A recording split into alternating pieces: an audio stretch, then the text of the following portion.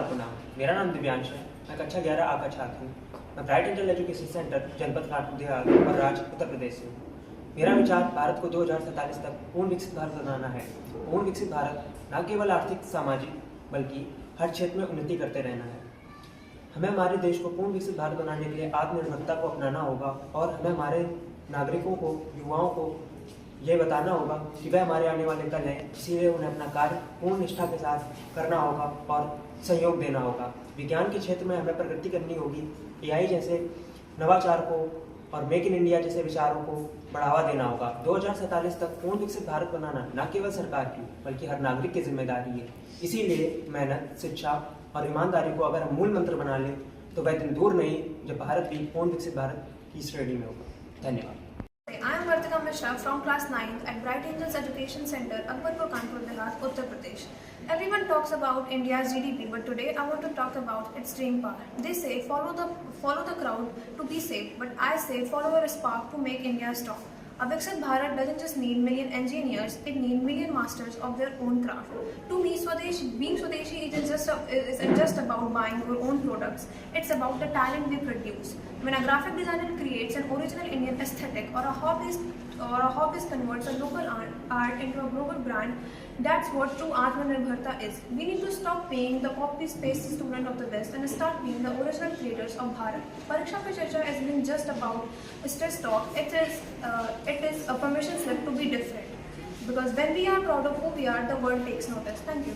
माननीय प्रधानमंत्री जी नमस्कार। मेरा नाम यादवेन प्रताप है और मैं bright angel education centre Akbarpur Kanpur Dehat Uttar Pradesh की कक्षा 11वीं का छात्र हूँ।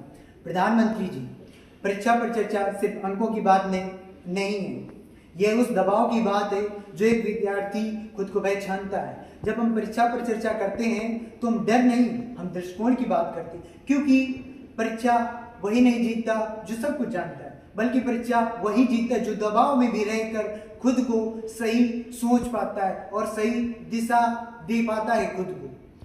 परीक्षा पर चर्चा हमें सिखाती है कि असफलता जीवन का अंत नहीं बल्कि इससे सीखना ही मूल मंत्र है। हमारे लिए परीक्षा खुद को साबित करने के लिए नहीं बल्कि खुद को बेहतर बनाने के लिए एक सुनहरा मौका है।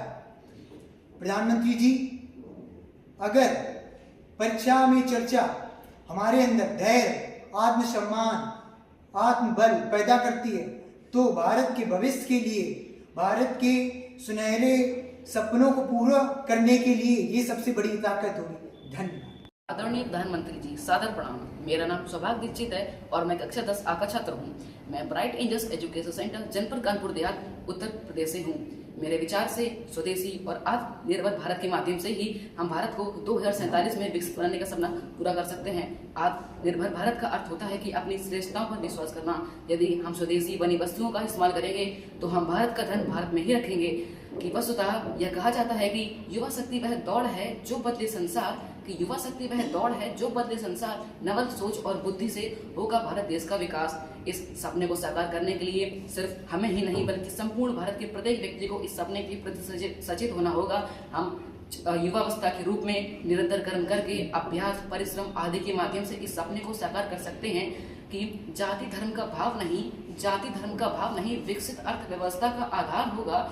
2047 में विकसित बनने का सपना हमारा अवश्य साकार होगा। इस सपने को पूरा करने के लिए हमें संपूर्ण कर्म, निष्ठा आदि के माध्यम से हम इस सपने को साकार कर सकते हैं। इन शब्दों के साथ मैं अपनी वाणी को विराम देता हूँ। धन्यवाद, नमस्कार।